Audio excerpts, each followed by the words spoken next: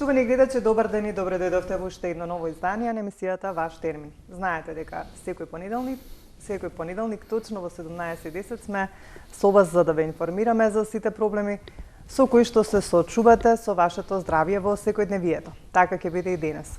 Денес одлучивме да поразговараме за една тема за која што ми се чини дека досега не сум говорела о ваш термин и ми е драго што токму ќе говориме на оваа тема, уште повеќе што навистина е многу чест проблем обично кај повозрасната негде популација, меѓутоа во последно време ќе ни каже и мојот денешен соговорник дали и како е застапена и кај помладите. Ќе говориме за длабока венска тромбоза, а со мене во студиото е веќе доктор Сеат Асани, кој што е специјалист интернист и ни доаѓа од Здравствениот дом Ростуша. Многу ми е драго што повторно е дел од ваш термин и што ќе ви ги пренесеме сите оние информации кои што треба да ги знаете за оваа денешна тема. Меѓутоа, пред да го поздравам доктор Сеат, би побарала од режија да ги пушти покровителите на 10-та јубилејна сезона на ваш термин, на кои сум им многу благодарна, потоа повторно ќе се вратиме во студиото.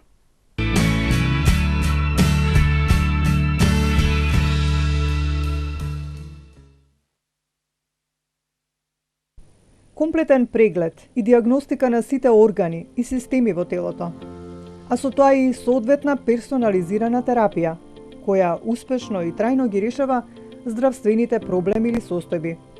Ова можете да го добиете во Центарот за биоинформатика, каде можете да го закажете својот термин и да имате увид на целосната ваша здравствена состојба, а услугата ќе биде изведена на максимален брз и професионален начин. Одговорни во Центарот за биоинформатика се Татјана Илиевска и Кристијан Давидовски.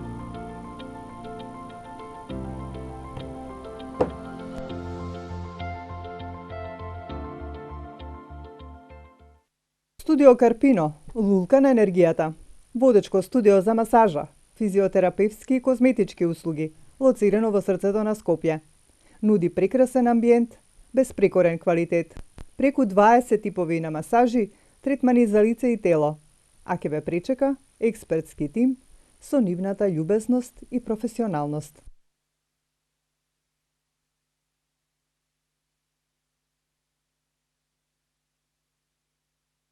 Превентива 99 е специјалистичка ординација по физикална медицина, која нуди многу третмани и прегледи за сите дегенеративни проблеми со рбетниот столб и екстремитетите. Ехо прегледи, шок-вејв терапија, декомпресиона терапија и многу други професионални третмани со доктор Симона Ристовска, специјалист по физикална медицина. Атиккор, ординација доктор Наумовски, е првата приватна ординација со кардиологија и интерна медицина, основана од доктор Јосиф Наумовски. Нуди специјалистички прегледи, ехо прегледи на срце и внатрешни органи, ехо на штитна жлезда. Ординацијата се наоѓа во близината на грчката амбасада, а одговорен доктор е доктор Крумен Наумовски, специјалист интернист.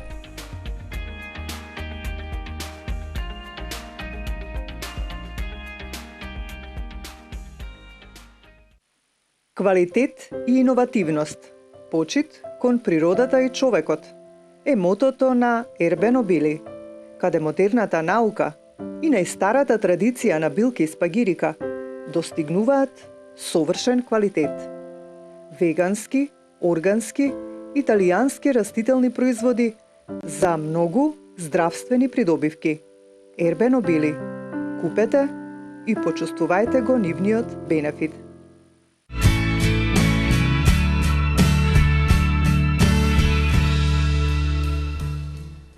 Да, почитувани гледачи, тоа беа покровителите на ваш термин на 10-та јубилејна сезона. Со мене во студиото е веќе доктор Сеат Асани, кој што е специјалист интернист и ни доаѓа од Здравствениот дом Ростуша. Ќе говориме на тема длабока венска тромбоза. Првин ќе го поздравам доктор Сеат, ви благодарам што повторно сте дел од ваш термин и што одвоивте време да дојдете нели да поразговараме на оваа тема. Добар ден, ви благодарам на поканата и ги поздравувам сите гледачи на вашата телевизија. Така. Јас кажав дека ќе говориме за длабока венска тромбоза, меѓутоа јас подготвив еден прилог кој што е општо за тромбоза, па ева ќе ги поканиме и нашите гледачи заедно со нас, нели да го погледнеме прилогот, а потоа ќе се вратиме во студио да започнеме да разговараме на денешната тема.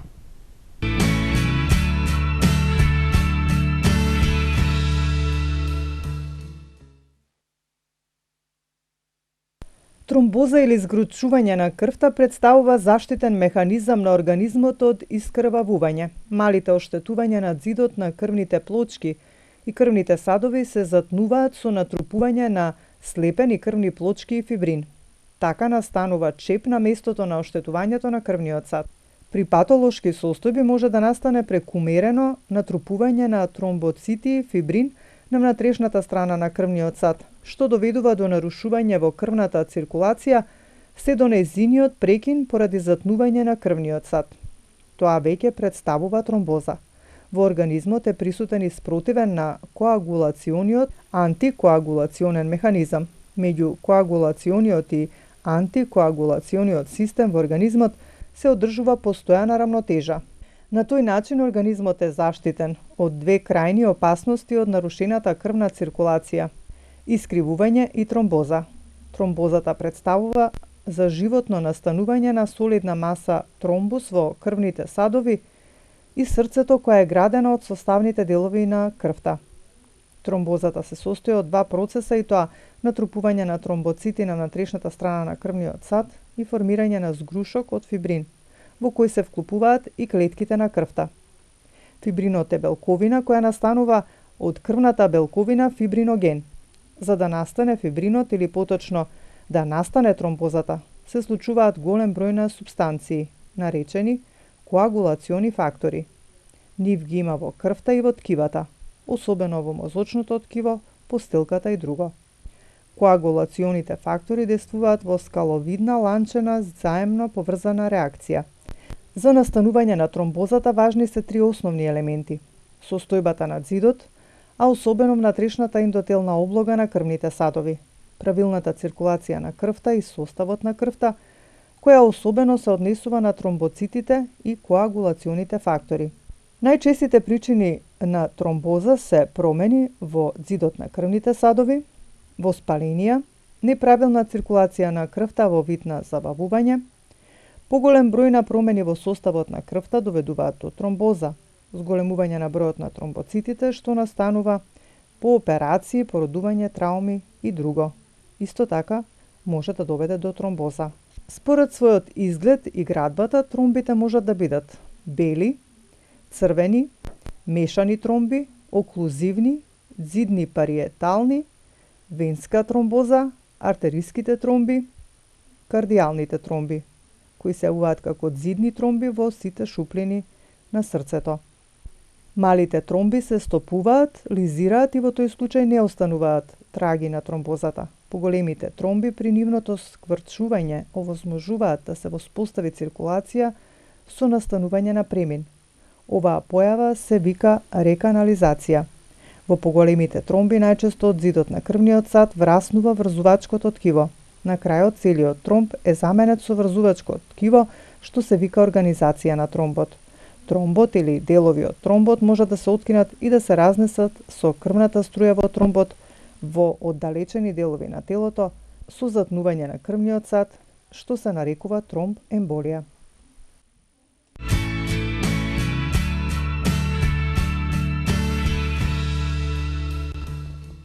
Да, ова беше наку со прилогот кој што го подготвивме. Сега ќе започнеме во студиото да говориме со мојот соговорник доктор Сејат Асани, специјалист интернист за длабока венска тромбоза. Доктор Асани, што подразбираме под длабока венска тромбоза? Вака, пред да ја кажам дефиницијата што представува длабока венска тромбоза, сакам да кажам дека длабоката венска тромбоза представува етиопатогенетски комплексна болест. Така. Предизвикан од мултифактори, повеќе фактори. И дека представува болест, што е многу важно, со многу висок кардиоваскуларен ризик. Затоа е многу важно длабоката венска тромбоза како болест да се свати многу сериозно, така, навремено да се диагностицира и адекватно да се лекува од причина компликациите на длабоката венска тромбоза, за жал, во 1% од случаите завршуваат со многу лош исход, значи фаталната тромбоемболија, белодробна, Так. која што може да заврши со смртен исход, или посттромботичен синдром на ненавремено дијагностицирана и ненавремено лекувана длабока венска тромбоза. Во основа, длабоката венска тромбоза представува формирање на тромб во вените на екстремитетите, тоа може да биде и на долните и на горните екстремитети, кој што консеквентно на тоа се нарушува или се намалува протокот, расте венскиот притисок, дава околна реакција на тоа и во најлошите случаеви, како претходно што напоменав, може да мигрираат тромботични маси во белодробната циркулација и да настане белодробна тромбоемболија, тоа е во склопот на синдромот на венски тромбоемболизам. Од таа гледна точка, уште еднаш апелирам, длабоката венска тромбоза да се свати сериозно, Така. навремено да се диагностицира и адекватно да се лекува. Така. Колку често се појавува длабоката венска тромбоза? Длабоката венска тромбоза не е ретка болест. Така. Значи, често ја има во амбулантите. Од некои статистички податоци кои што во просек ја има 1 до 2 случаи на 1000 жители во популацијата годишно. Така една статистичка процедура. 30% од нелечените длабоки венски тромбози завршуваат со фатални тромбоемболии. 25 до 50% имаат посттромботски синдром, Така. значи компликации, хронични компликации кои што влегуваат и во хроничните кардиоваскуларни заболувања, во кои што се нарушува квалитетот на животот на пациентот. И во 10 дури и до 30% од пациентите најчесто има рецидив, повторувачки епизоди на длабока венска тромбоза, каде што, за жал, може да се јави и кај адекватно лекувани пациенти. Така. Со еден збор, длабоката венска тромбоза не е толку ретка болест. Така. Често има, посебно после ковид пандемијата. Тоа секав да ве прашам, бидејќи го зафаќаше циркулаторниот систем. Тоа го имаме забележано сите лекари кои што работиме со такви пациенти. Значи појавата, зголемена е појавата на длабока венска тромбоза. Јас некако кога најавував, посочив дека е обично кај повозрасната популација, дали е тоа навистина така или се случува и кај помлади да се диагностицира? Генерално болеста е почеста кај постарата возраст, така? Но не се исклучува и ја има и кај помладите пациенти. Но тоа е со помал процент, но секако дека ја има во секоја возрастна група. Така. Дали можете да посочите вака од вашата практика на која возраст бил некој најмлад пациент кој што сте диагностицирале? Па јас сум имал искрено пациенти кои што сум диагностицирал, најмлад пациент, можда од колегите имали уште помлади пациенти. По вашиот. Од мојата клиничка пракса кој што ја работа, најмладиот пациент ми бил 20 години. Значи, 20 годишен пациент. Доста релативно млад. Така. Пред да преминеме на ризик факторите, би сакала само да ги напоменеме симптомите. Кои се тие симптоми кои што треба да ни посочат дека станува збор за длабока венска тромбоза? Значи, симптомите на длабока венска тромбоза се прво оток на тромбозираната вена, која што е унилатерален, обично на едниот екстремитет. Обично го зафаќа едниот екстремитет. Болка, болка и тоа долж тромбозираната вена, црвенило, локална топлина и нагласен венски цртеж, така го викаме.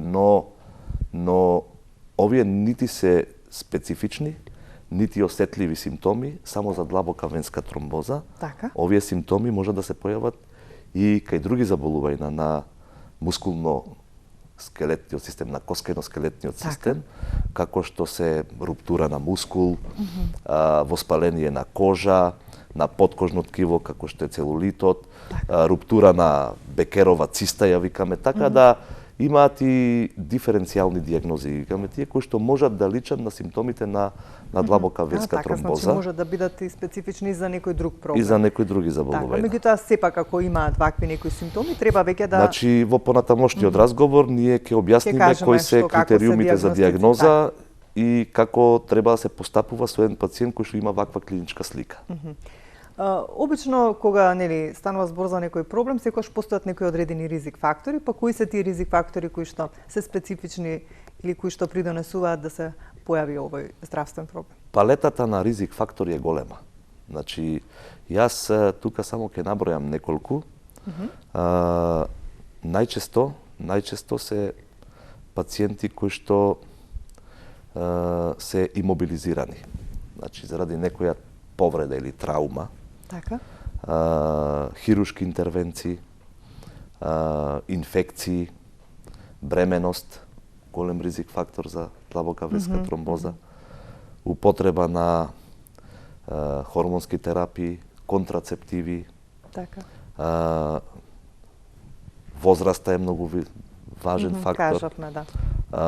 Некои акутни болести, антифосфолипидниот синдром, исто така е многу висок ризик фактор за длабока венска тромбоза, малигните заболувања, воспалителни цревни заболувања, миелопролиферативни заболувања. Значи, навистина голем број на фактори. Голема палета на ризик фактори кои што можат да бидат причина за длабока венска тромбоза. Сега, основата, како настанува таа длабока венска тромбоза е презентирана уште во далечната 1856 година од германскиот патолог Вирхов, кој што го објаснува тоа преку три клучни механизми. И тоа е, значи, повреда на крвниот сад, односно таа ендотелна дисфункција, стаза или венска стаза и како резултат на венска стаза хиперкоагулабилност. Настанува згоремено згорчување на крвта. Тие се тие механизми кои што ја објаснуваат основата за да настане една тромбоза.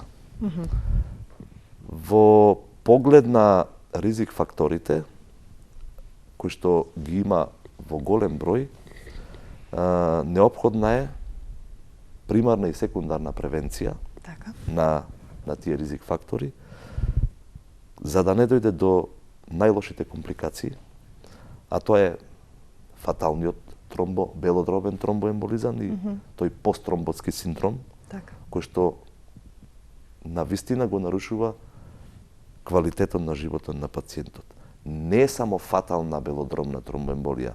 Белодробната тромбоемболија може да биде и нефатална, но сепак тоа е сериозна состојба која што навистина кај такви пациенти со такви ризик фактори треба да се внимава. Така.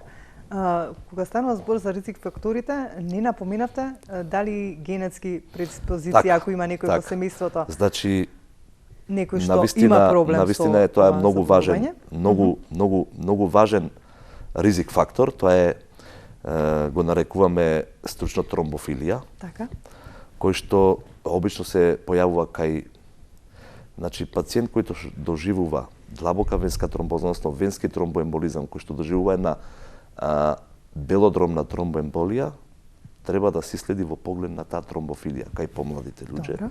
Тоа се нарушувања генетски мутации на тие коагулациони компоненти кои што го зголемуваат ризикот за длабока венска тромбоза и за тој венски тромбоемболизам. Секако дека генетскиот фактор игра исто така важна и клучна улога во настанувањето на длабоката венска тромбоза. Така, ајде сега тука ќе се обратам до нашите гледачи, негде сме на половина од емисијата. Говориме значи на тема длабока венска тромбоза. Знам дека многу од луѓето кои што беше во време на ковид има проблеми со циркулаторниот систем, па дури оние кои што беа болни од ковид прима и инекции против излучување на крвта. Антикоагулантна терапија. Така, па може некој, ако има некое прашање, да се приклучи во нашиот разговор, да режија може да ги спиша телефоните на екранот. И секако доктор Сеат е тука да одговори на некое ваше прашање во однос на оваа денешна тема, доколку нели го имате. Доктор Сеат, како оди диагнозата за длабока венска тромбоза? Диагнозата на длабоката венска тромбоза најпрво започнува со анамнезата на пациентот, односно со таа претходно што напомена в клиничка слика, која што нити е осетлива, нити специфична само за длабока венска тромбоза. Така, кажавме дека може и за други работи. Постојат критериуми, тие ги нарекуваме Велсови критериуми, Велсова скала, која што пациентот мора да има одредени предиспонирачки фактори. Така. Таа Велсова скала носи одредени поени. Секој ризик фактор кој што е спомнат во таа Велсова скала носи еден поен. Така да, 0 или помалку поени, ако ги нема од тие ризик фактори, се вика длабока венска тромбоза со ниска веројатност. Од 1 до 2 поени, од таа Велсова скала е со умерена, а 3 или повеќе поени се вика значи сомнение за длабока венска тромбоза со голема веројатност. Апелирам од тука, оваа скала, мислам, овој правилник, овој протокол на водење на пациентите, посебно за лекарите, семејните лекари, да ја практикуваат, затоа што многу полесно можат да дојдат до диагноза и практично правилно да го менаџираат пациентот, што понатаму дали се потребни диагностички испитувања. Понатаму дедимерите, кои што нели сите веќе ги знаеме од актуелни беа од до тогаш не знаевме, пандемијата, меѓутоа ги дознавме тогаш кога веќе се говориш. Исто така представуваат осетлива метода за сомнение за длабока венска тромбоза, но и тие, како и симптомите, не се специфични, не се зголемени и не се покачуваат само кај пациенти кои што имаат длабока венска тромбоза. Тие можат да бидат зголемени нели во бременост, кај постарите пациенти, за време на инфекција, кај малигните заболувања, нели тука има една палета на заболувања кои што значи не мора да значи ако се покачени дедимерите пациентот има длабока венска тромбоза. Но важно е нивната негативна вредност, односно нормална вредност на дедимери со голема веројатност ја исклучува можноста дека се работи за длабока венска тромбоза со обзир ако ги земеме и бодувањата од таа Велсова скала. Добро. Дека пациентот нема потреба да се насочува на дополнителни понатамошни иследувања како што е ултрасонографијата, Доплерот. Значи не правите Доплер доколку не ги исполнуваат овие критериуми за кои што говориме. Има едно правило, значи таа ниска, умерена или висока веројатност кој што се оди според таа Велсова скала, пациентот ако има ниска веројатност за длабока венска тромбоза, ако нема од тие ризик предиспонирачки фактори, во таа Велсова скала, на пациентот му се определуваат дедимери. Доколку пациентот има нормални дедимери, не се испрача на понатамошни следувања. Доколку има позитивни дедимери, покачени дедимери, се прави ултразвук. Доколку е ултразвукот негативен, се исклучува длабока венска тромбоза. Кај пациентите кои што имаат висока веројатност за длабока венска тромбоза, се прави ултразвук. Ако е ултразвукот негативен, значи се исклучува длабока венска тромбоза. Значи, се прават исто така и таму дедимери, значи доколку дедимерите се негативни, се повторува ултразвукот, повторно, затоа што има висока веројатност. Доколку има негативен ултразвук, се исклучува длабока венска тромбоза. Затоа апелирам, ова е многу важна алатка за менаџирање на пациентите, да не се пропушти нешто, а и пациентот да не се изложува на дополнителни диагностички испитувања доколку е непотребно. Ако веќе ги исполнува оние критериуми за кои што кажавте, нели, кога веќе треба понатаму да се оди во постапката. Каква друга диагностичка постапка таа следи? Третата и најважна диагностичка алатка, постапка, која што е тоа е ултразвукот, односно доплерот, во кој што е... Дали само се прави на долниот дел на екстремитетите или на горниот? Доплерот се прави и на горните екстремитети и на долните екстремитети. Ќе објаснеме и понатаму и за тромбозата и на горните екстремитети. Представува осетлива, високо специфична метода, која што во голем процент детектира тромботични заболувања на вените. Со тоа што лекарите кои што работат доплер ултрасонографија, тоа добро го знаат. Има 3 начини на кои што се гледа дали пациентот има длабока венска тромбоза. Тоа се со доплер и обоен доплер, во кој што се гледаат нарушени протоци. И со компресија, односно со самото притискање на сондата на вената, доколку е вената тромбозирана, таа не се компресира. Е некомпресибилна, ја викам. Тие се така ултразвучни доплер критериуми за поставување на диагнозата на длабока венска тромбоза. Има и препораки каде што ултрасонографијата на проксималните вени, ние ги викаме проксимални вени, оние вени кои што се надколенични. Добро. На надколеницата, дека е поосетлива и поспецифична метода во откривање на тромбоза во однос на компресибилноста на вените, во однос на подколеничните, затоа што таму специфичноста е повисока, на осетливоста е помала. И така да таа е разликата меѓу проксимална и дистална диагностика на откривање на длабоката венска тромбоза. Но сепак со користењето на другите диагностички помагала, ние доаѓаме до диагноза за длабока венска тромбоза. Така, во секој случај мора да се направат и на горниот дел од ногата и на подколеничниот дел, односно долниот дел исто по ногата, за да точно се утврди дали станува збор. Локацијата на настанувањето на таа длабока венска тромбоза. Дали кога се сомневате дека постои, се прави и на горните екстремитети? Да. Добра. Значи, ултрасонографијата се користи исто диагностичка метода, диагностичка алатка, исто како и за долните екстремитети. Да. Но диагнозата на тромбоза на горните екстремитети исто оди во 3 фази. Исто анамнезата, односно клиничката слика, се симптомите идентични, речиси идентични.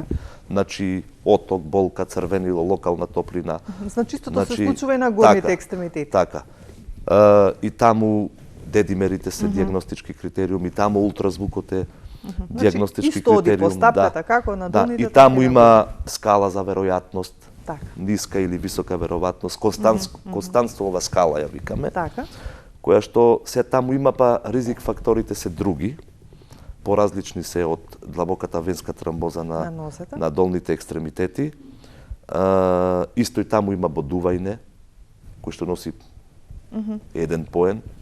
Например, страно тело во вена, како што, например, може да биде централен венски катетер или електроди, кои што ги користат во кардиологијата, електростимулатори, може да бидат ризик за настанување на длабока венска тромбоза на горните екстремитети, оток од болката и така натаму. И таму истите критериуми ги користиме за диагностика, но ултразвукот во диагностиката на горниот екстремитет потешко може да се визуализира структурата на вената, затоа што самата анатомија на коскено-скелетниот систем не ни дава добра можност и добра визуализација да ја следеме, например, подклучната вена, субклавија. Малце и тука не дека не може, тоа може да се види, но тука можеме да користиме и како и за долните екстремитети други диагностички помагала, како што е венографијата, магнетна резонанса венографија или компјутерска томографија, венографија. Така. Како оди диагностиката при рецидив или повторна појава на венска тромбоза, кога веќе не еднаш ќе се истретира? Рецидивите на длабоката венска тромбоза не се ни ретки, чести се, како што кажам и претходно, и дури и покрај адекватно третирана. Но тука е многу важно добро да се евалуира пациентот на вистина дали има рецидив. Затоа што најверојатно кај него потребно е, ако веќе се потврди дека има рецидив, таа антикоагулантна терапија може да биде долготрајна и дури доживотна, и ризикот од таа антикоагулантна терапија е висок заради крвареина и така натаму, и од социомедицински, економски аспект. Затоа е многу важно да се евалуира до крај дали на вистина постои рецидив за длабока венска тромбоза. Тука ултрасонографијата и венографијата веќе имаат една ограничена можност, од причина што веќе претходно настанатата длабока венска тромбоза, на тоа место веќе има резидуи, значи има хронични промени, кои што на вистина тешко може да се процени дали е новонастаната рецидивантна длабока венска тромбоза или резултат на претходна длабока венска тромбоза. Треба навистина во тој сегмент сега има многу да тука се критериуми, има критериуми кои што навистина е важно. Тука е ако крвниот сат е во промер, нели поголем во новите препораки од 4 мм, еден од критериумите, дедимерите се исто така, ако се покачени диагностички критериум, веќе може да се потврди дека може да се работи за рецидив на длабока венска тромбоза. Сега стигнавме до најважен момент, кога станува збор за лекувањето. Како оди лекувањето, во колку фази, малку повеќе да појасниме до нашите гледачи. Што се презема веќе од кога ќе се диагностицира дека станува збор за длабока венска тромбоза? Лекувањето на пациентите со длабока венска тромбоза може да оди во 2 или дури во 3 фази. Таа е прва иницијална фаза, почетна фаза. Потоа наставуваме после таа иницијална фаза која што трае неколку дена, 5 до 10 дена. Потоа имаме наставување со терапија, која што може да оди до 3 месеци, и продолжено лекување, третата фаза, која што може да биде долготрајна, дури и до животна. Иницијалната фаза е фаза која што кај веќе верифицирани пациенти со потврдена длабока венска тромбоза, нели таа иницијална фаза се почнува со тој нискомолекуларен хепарин, го викаме, познат уште од ковид пандемијата. Така, значи таблетарна терапија. Клексанот е тој нискомолекуларен хепарин во таа иницијална фаза. Иако денеска со новите антикоагулантни препарати, кои што и во високо развиените земји и се дури и на старт се почнува со тие препарати, тоа се НОАК, односно витамин К, независни антикоагуланти или директни антикоагуланти. Тука се нели апиксабанот, ривараксабанот, дабигатран, едоксабан. При иницијална фаза можеме да почнеме и со тие лекови. Така, дали се даваат во вид на таблети? Да. Добро. Значи тоа се таблети кои што во акутната фаза на болеста сите овие групи на НОАК или витамин К независни антикоагуланти лекови, например дабигатранот се дозира 150 мг 2 пати на ден. Ме разбирате? Потоа ривараксабанот се дава во првите 3 недели 2 пати по 15 мг во акутна фаза зборам. Потоа после третата недела почнуваме само поеднаш на ден од 20 мг и апиксабанот се дозира во таа акутна фаза 2 пати по 10 мг 7 дена, потоа 2 пати по 5 мг понатаму до каде ќе го продолжуваме лекувањето. Но овие лекови имаат например кај постарата популација над 80 годишна Добро. возраст зборуваме. Например, апиксабанот, дозата мора да се редуцира малце, два пати по 2,5 милиграми. Кај ривараксабанот, ксарелтото, Добро. обично нема потреба од редукција на дозата, освен ако пациентот нема коморбидитети, но дозите се редуцираат при кај пациенти кои што имаат бубрежно заболување. Например, дабигатранот и кај постарата популација дабигатранот, кој изоставив да го кажам, наместо 150 милиграми се по новите препораки 110 милиграми се дава, нели помала доза. Сега кај пациентите кои што имаат бубрежно заболување или креатинин клиренс, да го викаме, за дабигатранот, ако креатинин клиренсот е помалу од 30, е контраиндикација. Значи сепак треба да се внимава доста. За апиксабанот и ривараксабанот, креатинин клиренсот под 15 мл во минута е контраиндикација.